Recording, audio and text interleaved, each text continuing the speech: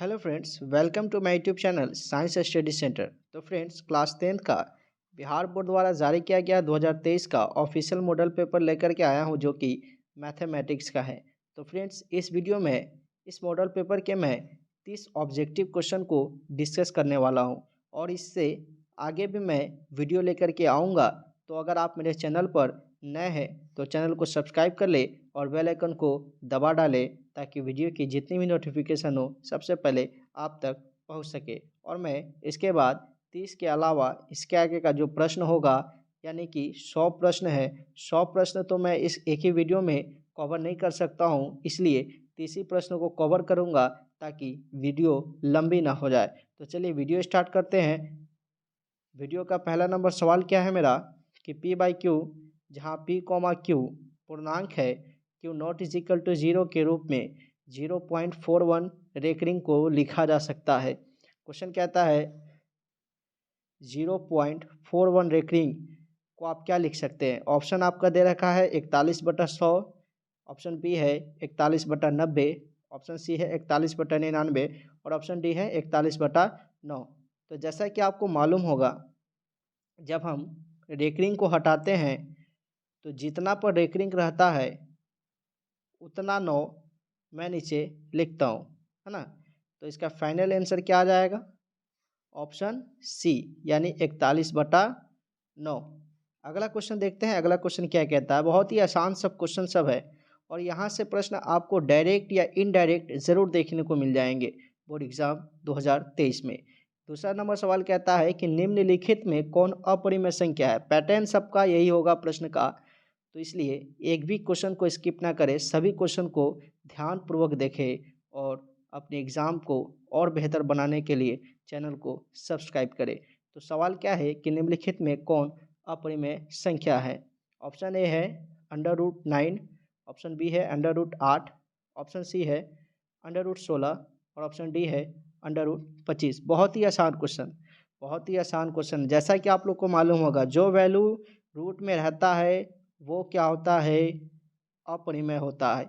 यहाँ आपको दिख रहा है √9, तो ये जो √9 है ये रूट से बाहर आ जाएगा और जो रूट से बाहर आ गया वो अपरिमेय नहीं होगा, है ना। बी क्या है? √8। √8 को आप निकाल सकते हैं। √8 को 2√2 आएगा। 2 2 4, 4 2 8, यानी ऑप्शन सी देख लेते हैं √16, और √16 भी आपका निकल जाएगा 4, और ऑप्शन डी क्या है? √25। यहाँ से आपका 5 निकल जाएगा। तो आप क्या देख रहे हैं, जो √8 है ये पूरा पूरा रूट से बाहर नहीं आ रहा, यानी इसका जो सही जवाब होगा वो होगा ऑप्शन बी। जो वैल्यू पूरा पूरा रूट से बाहर नहीं निकलता है वो कैसा संख्या होता है? तो अपरिमेय संख्या होता है, यानी ऑप्शन बी सही हो जाएगा। आगे चलते हैं।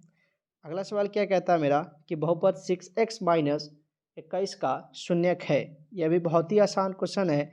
6x-21 का शून्यक है, तो आप बहुत ही आसान क्वेश्चन है, इसे आप इजली बना सकते हैं। क्वेश्चन है 6x-21, तो ट्राई कीजिए। 6x-21 बहुत ही आसान क्वेश्चन, एकदम हलवा। 6x-21, इसको आप लिखिए 0 के बराबर और यहाँ से 6x इज इक्वल टू 21 और x बराबर 21/6, यानी 3 से कटाइएगा तो 7 बार में कटेगा, 2 बार में, यानी x का जो वैल्यू आया वो कितना आया? 7/2। ये आपका आंसर आ गया, यानी ऑप्शन ए इसका सही हो जाएगा। आगे चलते हैं। अगला क्वेश्चन क्या कहता है। क्वेश्चन नंबर 4 है मेरा कि बहुपद x² - 10x + 25 का घात है। घात का मतलब होता है पावर, है ना। क्या होता है? पावर। तो जो अधिकतम पावर होता है वही क्या कहलाता है? घात कहलाता है। तो x² - 10x + 25 का जो घात होगा वो आप देख रहे होंगे। x² - 10x + 25 का जो घात होगा वो होगा, अधिकतम घात क्या है? तो 2 है, तो घात आपका आ जाएगा 2। यहाँ से ऑप्शन बी आपका सही हो जाएगा। अगला क्वेश्चन क्या कहता है मेरा। क्वेश्चन नंबर 5 कहता है कि निम्नलिखित में कौन द्विघात समीकरण है? निम्नलिखित में कौन द्विघात समीकरण है? तो द्विघात समीकरण का जो मूल रूप होता है वो होता है X square plus B X plus C. तो आप देख रहे हैं ऑप्शन ए में क्या है, एक्स स्क्वायर है प्लस 5√x है प्लस 3 = 7। दूसरा क्या है, x - 1 का होल क्यूब। अब यहाँ पे क्यूब आ गया तो ये तो होगा नहीं। दूसरा सी देख लेते हैं, यहाँ पर एक्स स्क्वायर ये भी आपका होगा नहीं, और डी भी आपका क्यूब है तो नहीं होगा, यानी फाइनल है ना, सॉरी इसका सी हो जाएगा। क्या हो जाएगा? सी। क्योंकि आप क्या देख रहे हैं कि यहाँ से ये नहीं होगा, यानी x+1 का होल स्क्वायर = 2 × x+1। इसको जब आप सॉल्व कीजिएगा तो आपका द्विघात समीकरण आ जाएगा, है ना। ये द्विघात समीकरण का मूल रूप होता है, और इस रूप में जो भी होता है वो द्विघात समीकरण होते हैं। इसको आप सॉल्व कीजिएगा तो द्विघात समीकरण आ जाएगा।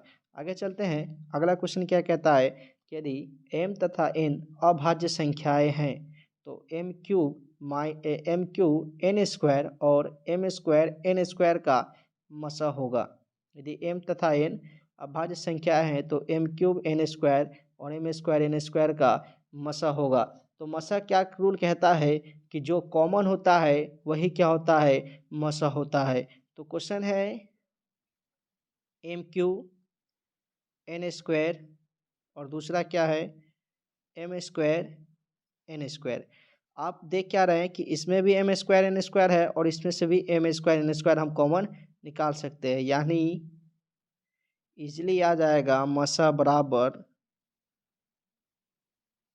m² n², यानी ऑप्शन सी आपका सही हो जाएगा। आगे चलते हैं, अगला सवाल क्या है कि यदि a और 18 का लसा 36 है, a और 18 का लसा 36 है, और तथा a और 18 का मसा 2 है, तो a बराबर होगा। तो जैसा आप लोग पढ़ रखे हैं कि दो संख्याओं का गुणनफल बराबर क्या होता है, तो लसा गुने मसा होता है। क्या होता है? दो संख्याओं का गुणनफल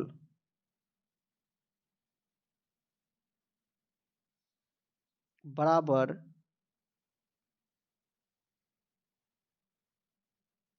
मसा गुने लसा। तो दो संख्या यहाँ पे क्या दे रखा है, एक है a और दूसरा क्या है 18 है।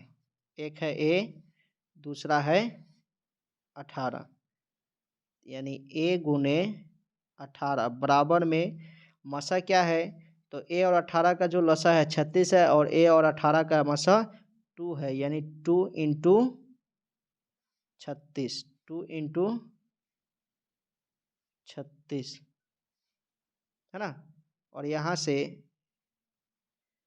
a गुने 18 = 36 दूना 72, तो a बराबर आ जाएगा आपका 72/18, जो कट के हो जाएगा 4, यानी a का जो वैल्यू आया कितना आया 4, यानी फाइनली इसका आंसर b हो जाएगा। क्या हो जाएगा? Answer b। अगला क्वेश्चन क्या कहता है मेरा, अगला क्वेश्चन है कि दो अपरिमेय संख्याओं 2 + √3 तथा 2 - √3 का गुणनफल है एक। परिमेय संख्या है, अपरिमेय संख्या है, या a या b या d, इनमें से कोई नहीं। ये भी बहुत ही इजी सवाल है। 2 + √3 गुणनफल बोला है, यानी इसको गुना करेंगे 2 - √3। और जैसा आप लोग जानते होंगे कि a + b और a - b फार्मूला क्या होता है, तो a² - b²। तो उसी फार्मूला पे इसको लिखेंगे, तो 2 का स्क्वायर माइनस √3 का स्क्वायर, और 2 का स्क्वायर कितना होता है 4, माइनस 3 का स्क्वायर कितना होता है, √3 का स्क्वायर 3। तो 4 से 3 घटेगा तो कितना बचेगा, 1। और 1 कैसा संख्या है, तो 1 आपका परिमेय संख्या है। कैसा, परिमेय संख्या है, यानी इसका जो ऑप्शन ए सही हो जाएगा। आगे चलते हैं, अगला सवाल क्या कहता है। अगला सवाल है कि द्विघात बहुपद x square plus x minus 20 के शून्यक है। द्विघात बहुपद x square plus x minus 20 के शून्यक है। तो आप इसे कैसे लिखेंगे, आप चाहे तो इसको गुणनखंड विधि से भी बना सकते हैं, इसका शून्यक निकाल सकते हैं, और चाहे तो बारी बारी से रख करके चेक भी कर सकते हैं। तो इसका जो आंसर होगा वो होगा सी। क्या होगा, सी। चेक करके दिखा देते हैं। X square plus x minus 20, एक है -5,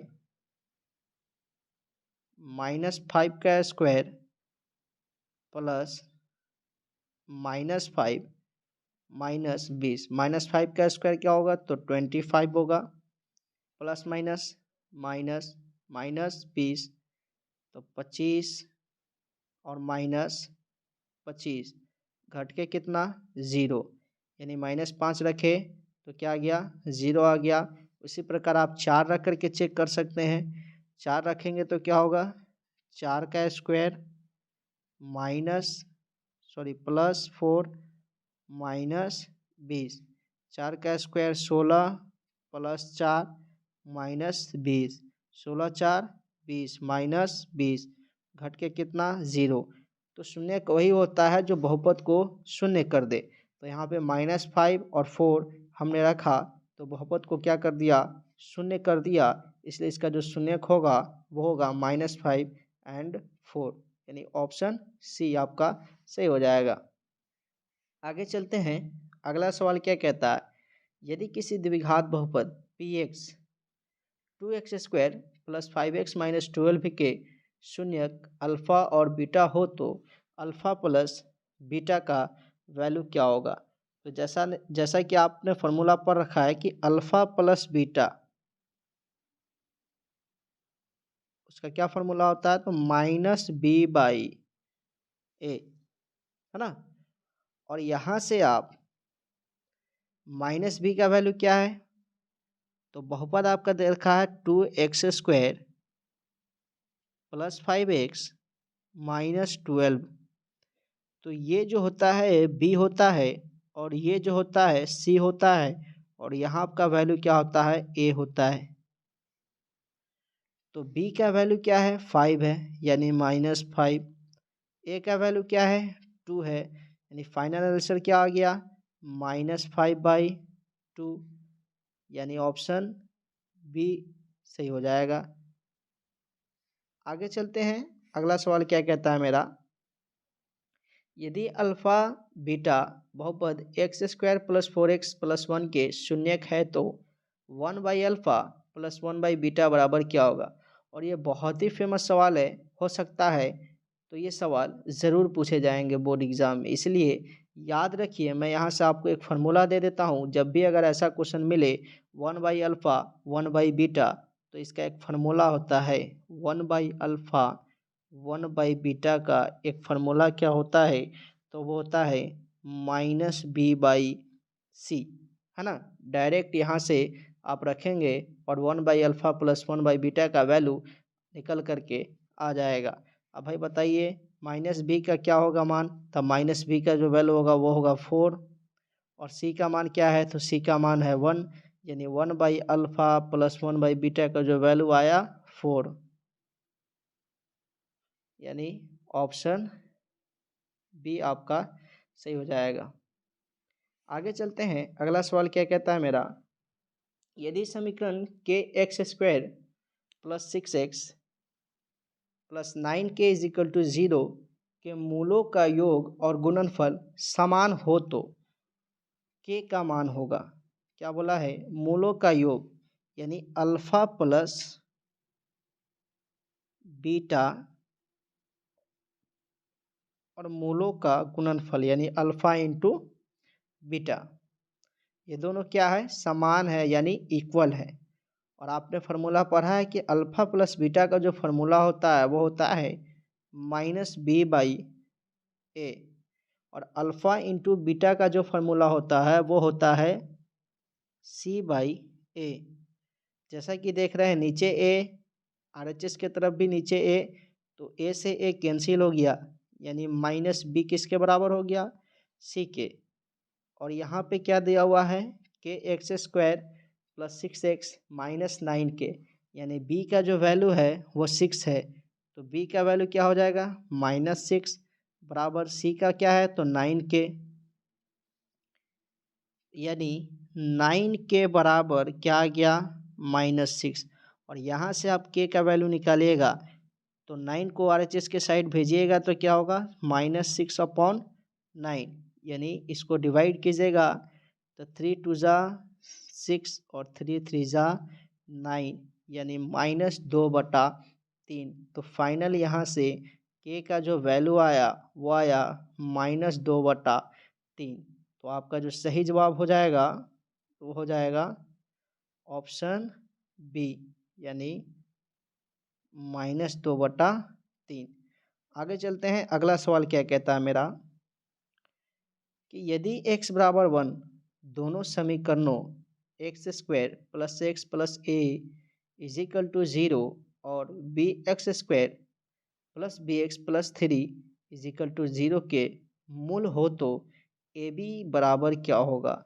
यानी x का जो वैल्यू दे रखा है, क्या दे रखा है, 1, यानी हम इस वाले बहुपद में भी 1 रखेंगे और इस वाले बहुपद में भी x का वैल्यू 1 रखेंगे।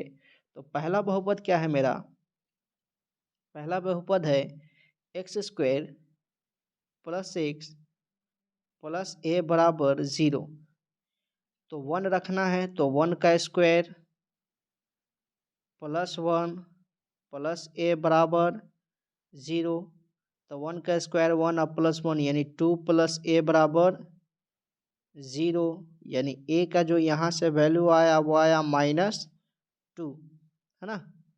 अब देखेंगे इधर bx², दूसरा बहुपद है bx² + bx + 3 बराबर 0, तो bx² यानी b इंटू 1 का स्क्वायर प्लस b इंटू 1 + 3 बराबर 0। तो 1 का स्क्वायर करोगे तो 1 होगा, 1 इंटू बी यानी b प्लस, यहाँ भी आप गुना कीजिएगा तो b इंटू 1 यानी b + 3 बराबर 0, b मिलके 2b हो जाएगा, +3 बराबर 0, तो यहाँ से b आपका क्या निकलेगा, यानी 2b बराबर -3, तो b फाइनल आपका आ जाएगा -3/2।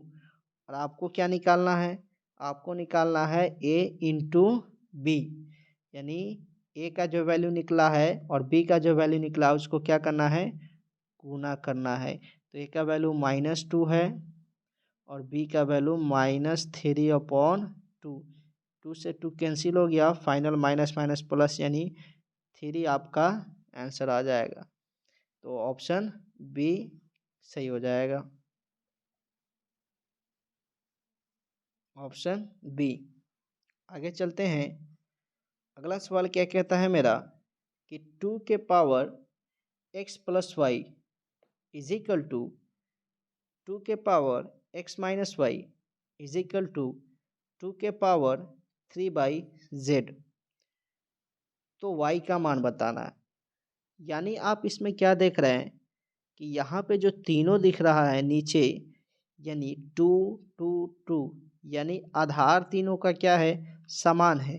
तो आप घातांक करने में एक फार्मूला पर रखे होंगे कि जब किसी का आधार समान हो तो उसका पावर क्या हो जाता है, बराबर हो जाता है। तो यही बात यहाँ पर है, क्या है भाई, तो 2 के पावर x + y बराबर है 2 के पावर एक्स माइनस वाई के बराबर है 2 के पावर 3/z के, है ना। तो आप यहाँ से क्या देखेंगे, यहाँ भी 2, यहाँ भी 2, यहाँ भी 2, है ना। तो क्या करेंगे भाई, तो ये 2 और ये 2 एक साथ पहले लेंगे, तो 2 के पावर x प्लस वाई बराबर 2 के पावर 3/z, तो बेस बराबर, तो उसका पावर भी क्या हो जाएगा, बराबर हो जाएगा, यानी x प्लस वाई बराबर 3/z। और इधर आ जाइए, ये एक समीकरण हो गया आपका, समीकरण 1। आप इसको एक बार लीजिए, इसको लीजिए, तो क्या लिखेगा, 2 के पावर x माइनस वाई बराबर 2 के पावर 3/z। तो बेस बराबर, तो इसका पावर भी क्या होगा, बराबर होगा। ये आप क्लास 8 में ही पढ़े होंगे, घातांक करने का फॉर्मूला होता है। और इसको ले लीजिए समीकरण 2, और जब आप इसको सॉल्व कीजिएगा समीकरण 1 और समीकरण 2 को, तो 3/z कैंसिल हो जाएगा, है ना। और यहाँ से आपका जो वैल्यू आएगा वो फाइनल क्या आ जाएगा, आंसर आपका 0 आ जाएगा। क्या आ जाएगा, 0, यानी ऑप्शन सी आपका सही हो जाएगा। हाँ, ऑप्शन सी आप देख रहे हैं क्या है, 0 है। आगे चलते हैं, अगला सवाल क्या कहता है मेरा, अगला सवाल कहता है कि कोस थीटा इंटू कोसेक थीटा बराबर क्या होगा। और बहुत ही इजी सवाल है ना। कहता है cos theta into cosec theta is equal to what. तो कोस थीटा है, तो कोस थीटा को कोस थीटा ही रहने दे, इंटू कोसेक थीटा को आप क्या लिख सकते हैं, तो कोसेक थीटा को लिख सकते हैं 1/sin थीटा, और कोस थीटा इंटू 1 यानी कोस थीटा बटा साइन थीटा बराबर में कोस थीटा बटा साइन थीटा फार्मूला पर रखा होगा कॉट थीटा। तो फाइनल आपका आंसर क्या आ गया, कॉट थीटा, यानी ऑप्शन बी सही हो जाएगा आपका। जैसा कि आपको हमने पहले ही बता दिया कि इस वीडियो में मैं सिर्फ 30 क्वेश्चन को कवर करने वाला हूँ, क्योंकि पूरे क्वेश्चन को ना लिया है मॉडल पेपर के, क्योंकि वीडियो बहुत ही ज़्यादा लंबा हो जाता है ना, और खामोखा आप परेशान होते, इसलिए सिर्फ और सिर्फ मैं इसमें 30 ही क्वेश्चन को कवर कर रहा हूँ। फिर अगले वीडियो में मैं 30 क्वेश्चन लेकर के आऊँगा इस प्रकार से। फिर अगले वीडियो में 30 क्वेश्चन, इस प्रकार से आपका 100 क्वेश्चन मैं कंप्लीट करा दूंगा। इसलिए अगर आप चैनल पर नए हैं तो चैनल को ज़रूर सब्सक्राइब कर ले, ताकि वीडियो मैं जो डालूँ उसका नोटिफिकेशन आप तक ज़रूर पहुँचे, है ना। क्वेश्चन क्या कहता है, यदि बहुपद x² plus ax minus b के शून्य एक दूसरे के व्युत्क्रम हो तो b बराबर क्या होगा। एक दूसरे के व्युत्क्रम बोला है, यानी मान लो एक शून्यक अगर अल्फा है तो दूसरा शून्यक व्युत्क्रम कहने का मतलब 1/अल्फा होगा, है ना। और आपने फॉर्मूला पढ़ा है कि alpha into beta, alpha into beta बराबर जो होता है वो होता है c/a। और अल्फा एक शून्यक है और दूसरा शून्य क्या है, 1/अल्फा, यानी बीटा के जगह पर आप क्या बैठाएंगे, 1/अल्फा, यानी बीटा दूसरा शून्यक होता है, तो यहाँ पे दूसरा शून्यक कौन दिया हुआ है, तो 1/अल्फा दिया हुआ बराबर c/a। और अल्फा से अल्फा कैंसिल हो जाएगा, यानी आपका c किसके बराबर हो जाएगा, तो c हो जाएगा a के बराबर। c किसके बराबर हो जाएगा, c आपका हो जाएगा a के बराबर। और c का वैल्यू कितना दिया हुआ है, c का वैल्यू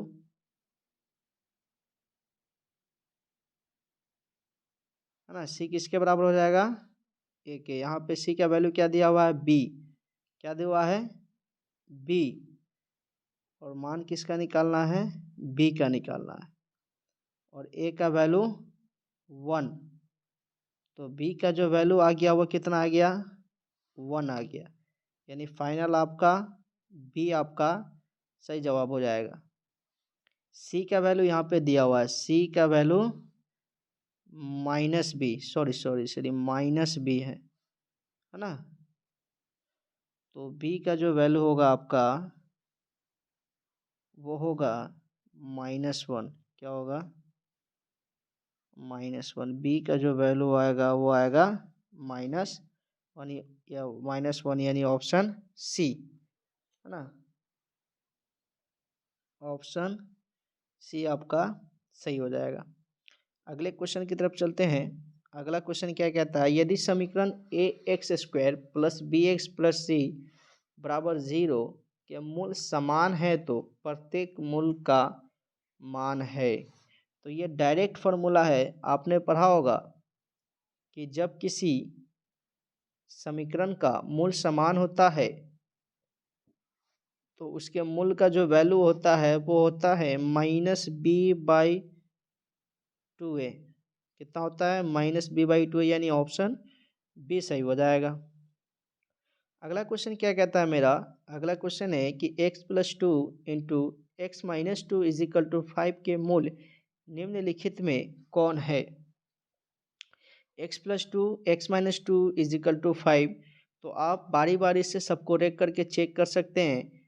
तो आप जब ऑप्शन सी की तरफ देखिएगा तो क्या है, 4 और -4, यानी जब एक बार 4 डाल के देखते हैं, 4 + 2 × 4 - 2 बराबर 5। 4 + 2 6, और 4 - 2 क्या होगा, तो 4 - 2 आपका हो जाएगा, 4 में से 2 जाएगा यानी 2, तो 5, 6 2 = 12 = 5। ये नहीं होगा, ऑप्शन सी से नहीं हो रहा है। ऑप्शन बी को देखते हैं हम लोग। किसको, ऑप्शन बी को चेक कर सकते हैं आप लोग। ऑप्शन बी क्या है, पहला है 3, पहला मूल क्या है, 3 है। तो 3 रख के चेक करेंगे, 3 + 2 और 3 - 2 बराबर में 5, 3 2 5 और 3 2 1 हो जाएगा, घट करके बराबर 5, और 5 1 जा 5, यानी 5 बराबर 5 आ गया। यानी क्या देख रहे हैं, ये 3 तो एक मूल हो रहा है, दूसरा मूल चेक करते हैं -3 रख करके। तो x के जगह पे -3 + 2, दूसरा क्या है भाई, दूसरा है x - 2, तो -3 - 2 बराबर 5।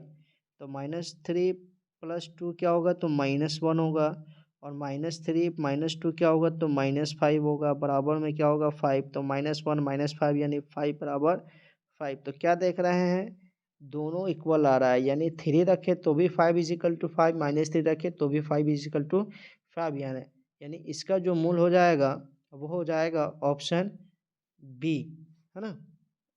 इस प्रकार आप रख करके चेक कर सकते हैं। आगे चलते हैं। अगला क्वेश्चन क्या कहता है कि यदि किसी द्विघात बहुपद px x² + bx + c के शून्य 6 और -2 हो तो b और c के मान क्रमशः होंगे। यानी आपको क्या दे रखा है, तो आपको दिया हुआ है कि अल्फा का वैल्यू 6, अल्फा = 6 है, और बीटा का जो वैल्यू है,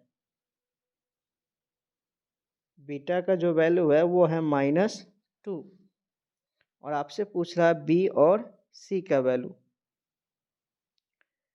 तो आपने क्या पढ़ा है, द्विघात बहुपद का जो मूल रूप होता है वो होता है x² प्लस x² माइनस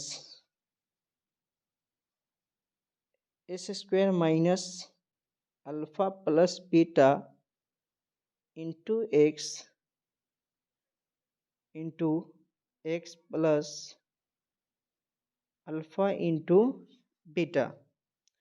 तो यहाँ पर एक्स स्क्वायर है, यानी एक्स स्क्वायर, अल्फ़ा का वैल्यू मालूम है हमें कितना 6, बीटा का वैल्यू मालूम है कितना है भाई, तो -2 है।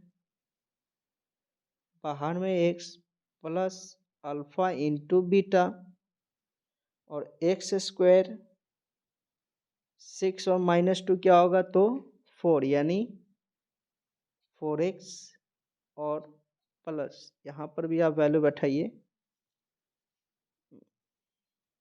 कितना, अल्फ़ा इंटू बीटा, यानी 6 इंटू -2 प्लस 6 -2 में जब आप मल्टीप्लाई करिएगा तो आपका आएगा -12। कितना आएगा, -12। तो क्या होता है कि यहाँ पे आप क्या देख रहे हैं कि b के जगह पे कितना है, -4 है। b के जगह पे क्या है, b के जगह पे आपका -4 है, और c के जगह पे कितना है, -12 है। यानी b और c का वैल्यू पूछा है, तो आपका -4 b में दिख रहा है और -12, यानी नहीं, डी ऑप्शन इसका, डी क्या है, सही है। क्योंकि डी में आप क्या देख रहे हैं, डी में आपको दिख रहा होगा कि -4 भी है, -12 भी है, यानी बी का वैल्यू -4 और सी का वैल्यू -12, यानी ऑप्शन डी सही हो जाएगा। आगे चलते हैं। अगला क्वेश्चन मेरा क्या कहता है, क्वेश्चन नंबर 20 है कि निम्नलिखित में कौन रैखिक बहुपद है। निम्नलिखित में कौन रैखिक बहुपद है। तो निम्नलिखित में कौन रैखिक बहुपद है, ये बहुत ही आसान सवाल है। जिसका घात 1 होता है वो रैखिक बहुपद होता है, तो ऑप्शन ए इसका सही हो जाएगा। 2x - 9√5 है ना, और यहाँ से आप कीजिएगा तो ये एक्स स्क्वायर आ जाएगा।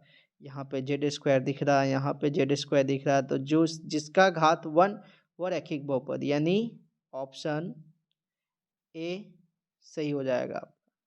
ऑप्शन ए आपका सही हो जाएगा, ऑप्शन ए।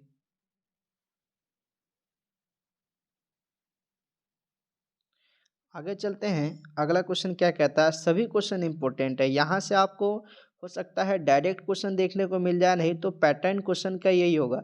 इसलिए सभी क्वेश्चन को ध्यान से प्रैक्टिस करके जाइएगा, ताकि आपके एग्ज़ाम में किसी प्रकार का दिक्कत ना आए, है ना। प्रैक्टिस ही आपको यहाँ से अब अच्छा से अच्छा करा सकता है। जितना हो सके प्रैक्टिस कीजिए क्वेश्चन का, जितना ज़्यादा से ज़्यादा हो सके क्वेश्चन का प्रैक्टिस कीजिए, ताकि बोर्ड एग्ज़ाम में आप अच्छे मार्क्स गेन कर सके। क्वेश्चन नंबर 11 क्या कहता है मेरा, क्वेश्चन 11 कहता है कि एक त्रिघात बहुपद के शून्यकों की अधिकतम संख्या है। तो आप जैसा कि जानते होंगे कि द्विघात बहुपद का जब शून्यक होता है तो 2 होता है, रैखिक बहुपद का शून्यक होता है तो 1 होता है ना। उसी प्रकार त्रिघात बहुपद का शून्यक 3 होगा, यानी ऑप्शन सी हो जाएगा। बहुत ही आसान सवाल है, और यहाँ से आपको एक प्रश्न जरूर देखने को मिलेंगे, चाहे रैखिक बहुपद का पूछ दे, चाहे द्विघात बहुपद का, चाहे त्रिघात बहुपद का।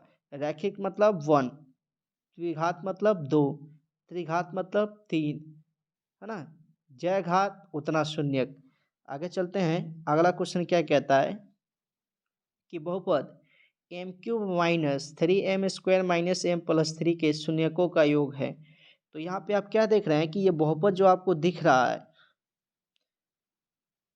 वह कैसा बहुपद है, तो ये आपको त्रिघात बहुपद के रूप में दिख रहा है, यानी ये त्रिघात बहुपद है। और जैसा कि आप लोग को मालूम होगा, त्रिघात बहुपद के जो शून्यक का योग होता है वो क्या होता है, तो त्रिघात बहुपद के शून्यक का योग यानी alpha plus beta plus gamma बराबर जो होता है वो होता है -b/a, है ना। और -b यानी -b कहने का मतलब क्या है, तो -b का यहाँ पे कितना है भाई, तो -b का जो वैल्यू है वो है कितना, -3, यानी माइनस बाहर और -3 अंदर, और ए का जो वैल्यू है वो कितना है 1 है। तो यहाँ से आपका फाइनल क्या आएगा, माइनस माइनस प्लस यानी 3 आ जाएगा, यानी 3/1 कहने का मतलब 3। तो ये ऑप्शन आपका सी सही हो जाएगा। सभी क्वेश्चन को प्रैक्टिस कर ले, हो सकता है आपके बोर्ड एग्जाम में यही प्रश्न देखने को मिल जाए, या हो सकता है कि इस पैटर्न पर आपके बोर्ड एग्जाम में प्रश्न देखने को मिले। इसलिए सभी क्वेश्चन का प्रैक्टिस ज़रूरी है, ध्यानपूर्वक प्रैक्टिस करें। अगला क्वेश्चन क्या है कि समीकरण bx² + bx + c = 0 का विवेचक है। तो जैसा कि आप लोग को मालूम होगा विवेचक क्या होता है, तो विवेचक भाई क्या होता है, तो विवेचक जो होता है वो होता है d बराबर, विवेचक को लिखते हैं d से, और d जो होता है वो होता है b² - 4ac, है ना। क्या होता है, d बराबर b² - 4ac, और ये किसके लिए होता है, तो ये होता है ax² + bx + c के लिए। पर आपका यहाँ पे थोड़ा सा चेंजिंग है, आपका क्या है bx² है, यानी a का जो यहाँ पे वैल्यू है वो क्या है b है, और b का जो वैल्यू है वो भी क्या है b है, और c है = 0, यानी b² तो ठीक है, मगर 4 a के जगह पे आप क्या बैठाइएगा, तो a के जगह पे b आपका बैठेगा और c रहेगा, यानी विवेचक क्या आ गया आपका b² - 4ac। ऑप्शन सी आपका सही हो जाएगा। आगे चलते हैं, अगला सवाल क्या कहता है मेरा, 24 नंबर सवाल है, यदि x - y = 2 तथा x + y = 10 है तो x और y का वैल्यू आपसे पूछ रहा है। तो समीकरण हल करने आता है तो ईजिली आप कर सकते हैं। x - y = 2 और x + y = 2। यहाँ कुछ से जब आप ऐड कीजिएगा तो y से y कैंसिल होगा, यानी 2x बराबर आ जाएगा आपका 2 to 4, यानी x का जो ये वैल्यू आया वो कितना आया 2 आया। और इसी x के वैल्यू को आप किसी भी समीकरण में डाल दे, तो x का वैल्यू समीकरण 1 में समझ लो डालने पर, यानी समीकरण 1 क्या है, x - y = 2 है, तो x का वैल्यू आप यहाँ पे 2 निकाले हैं तो यहाँ पे 2 होगा, माइनस y बराबर क्या होगा 2 होगा, यानी -y = 2 - 2 क्या होगा 2 - 2, सॉरी यहाँ पे 10 न था यार, मैं भी क्या कह रहा हूँ कि आंसर क्यों नहीं आ रहा। यहाँ पे क्या है 10 है, और 10 2 कितना हो जाएगा 12, कितना 12। तो यहाँ से जब आप 2 को इधर भेजिएगा तो 2 कटेगा तो कितना आंसर आएगा 6 बार में कटेगा, यानी आपका फाइनल आंसर आएगा 6, यानी x का वैल्यू क्या आया 6 आया, x का वैल्यू 6। और यहाँ भी आप क्या बैठाइएगा, तो यहाँ भी बैठाइएगा आप 6, क्या बैठाइएगा 6, क्योंकि हमने x का जो वैल्यू निकाला है वो कितना निकला है 6। अब 6 को RHS के साइड भेजेगा, यानी 2 - 6 होगा, और -y बराबर -4, और माइनस से माइनस कैंसिल, यानी y का जो वैल्यू आएगा वो कितना आएगा 4 आएगा। तो हमने निकाल लिया x का वैल्यू 6 और y का वैल्यू 4, यानी इसका जो ऑप्शन सी होगा वो सही हो जाएगा, ऑप्शन नंबर सी। अगला क्वेश्चन क्या कहता है मेरा, अगला क्वेश्चन है कि यदि 5a, तथा 11 समांतर श्रेणी में है तो a + b का मान है, a + b का मान है। तो आपको मालूम होगा कोई भी समांतर श्रेणी में कब होता है, जब उसका सार्वंतर क्या होता है इक्वल होता है। अब सार्वंतर कैसे निकालते हैं, तो सार्वंतर निकालने के लिए दूसरा पद में से पहला पद को घटा देते हैं, यानी a + b का वैल्यू पूछा है आपसे, तो भाई यहाँ पे दूसरा पद क्या है, आखिर ये समांतर श्रेणी में है तो क्या इसके सार्वंतर बराबर होंगे या नहीं होंगे, बिल्कुल होंगे। कोई भी अगर श्रेणी समांतर श्रेणी में होता है तो उसके सारवंतर क्या होते हैं, बराबर होते हैं। अब भाई सारवंतर निकालते हैं, पहला दूसरा पद में से पहला पद को घटा करके। यहाँ पे दूसरा पद आपको क्या दिख रहा है, ए है, और पहला पद क्या है, 5 है, यानी a-5 लिख सकते हैं, बराबर।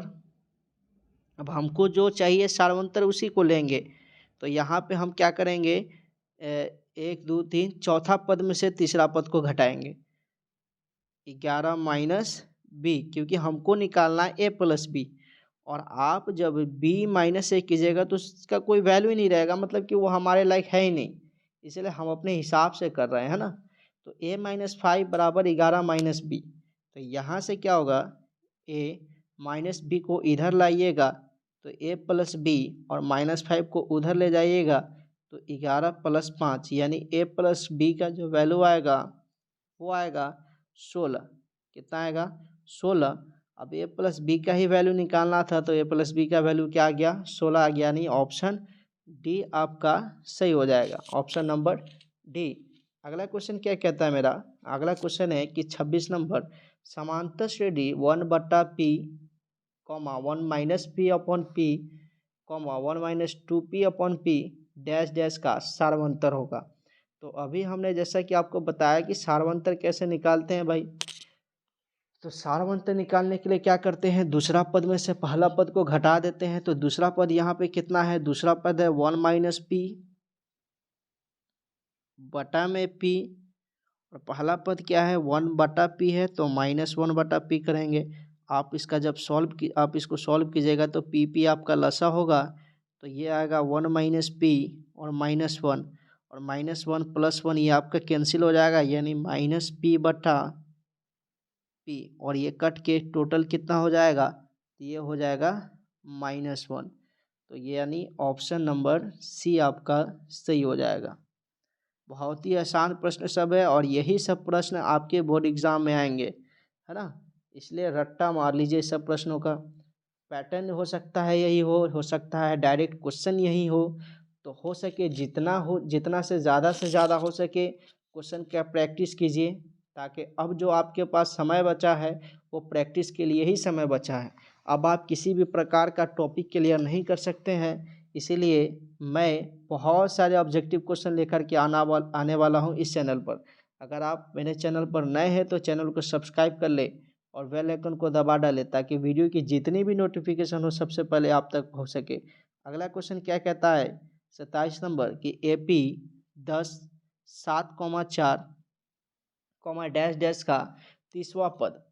तो आपको जैसा मालूम होगा, हमने एक फार्मूला पढ़ा होगा समांतर श्रेणी में कि Tn बराबर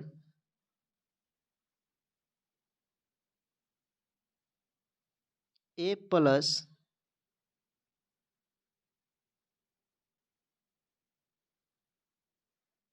Tn बराबर a plus n-1 into D का क्या होता है, Tn बराबर a plus n-1 into D, यह आपने फार्मूला पढ़ा होगा।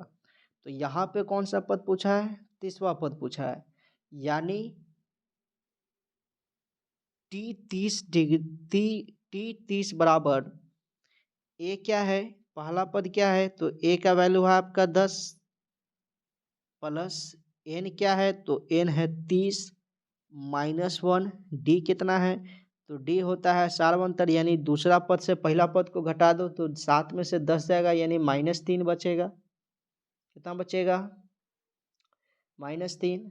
और इसको जब आप सॉल्व कीजिएगा तो 10 प्लस 30 में से 1 गया 29, -3, 10 प्लस 29 से जब -3 में गुना कीजिएगा तो 9 त्रिके 27, कितना होगा, 9 त्रिके 27 और 3 दूना 6 2 8, यानी 87, और -87 में से 10 घटेगा तो -77 आ जाएगा, और ये आपका आंसर आ गया।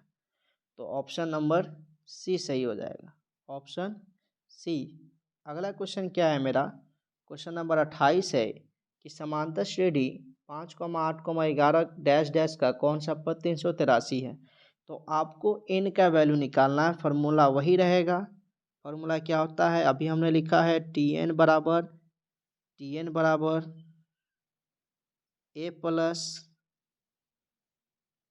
n-1 into D. आपको दिया क्या गया हुआ है, तो दिया गया हुआ है कि Tn का वैल्यू आपको मालूम है 383, और पहला पद क्या है, पहला पद है आपका 5, और आपका सार्वंतर क्या है, तो सार्वंतर 8-5 यानी 3। अब यहाँ से इस फॉर्मूले पर आप बिठा करके सॉल्व कर सकते हैं इसको, है ना, बहुत ही इजी है। Tn यानी 383 बराबर ए, तो ए का वैल्यू 5 प्लस n-1, तो n निकालना है -1। डी का वैल्यू भाई है 3, तो 383 बराबर 5 प्लस 3n-3। 5 में से 3 जाएगा, 2 बचेगा, और बराबर के इधर लाइएगा तो वो हो जाएगा 383 -2 बराबर 3n, है ना। तो 383 में से 2 घटाइए तो क्या बचेगा भाई, 383 में से 2 घटेगा तो 381 बचेगा। कितना बचेगा, 381 बचेगा, है ना, 381।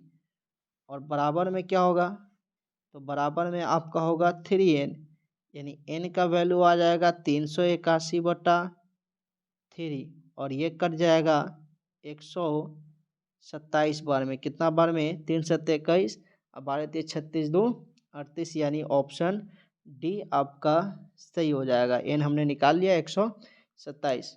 29 नंबर सवाल की तरफ चलते हैं। 29 नंबर सवाल कहता है कि निम्नलिखित में कौन √3/2 के बराबर है।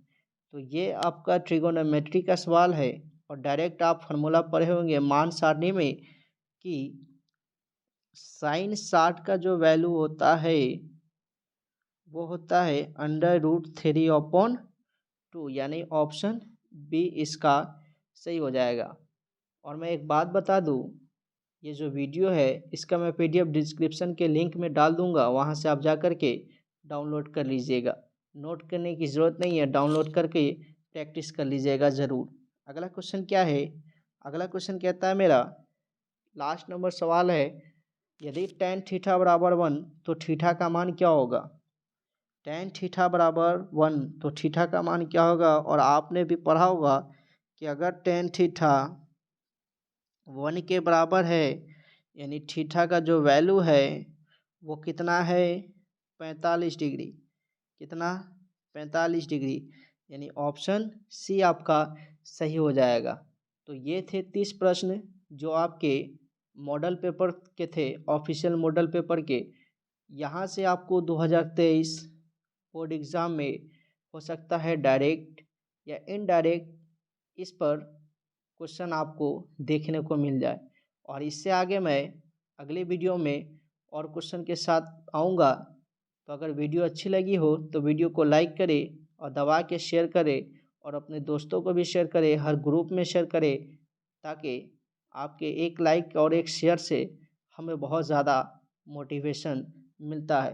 तो चलिए मिलते हैं अगले वीडियो में, और 30 के आगे से, है ना, यानी 31 से अगला वीडियो में मैं कवर करूँगा। तब तक के लिए धन्यवाद।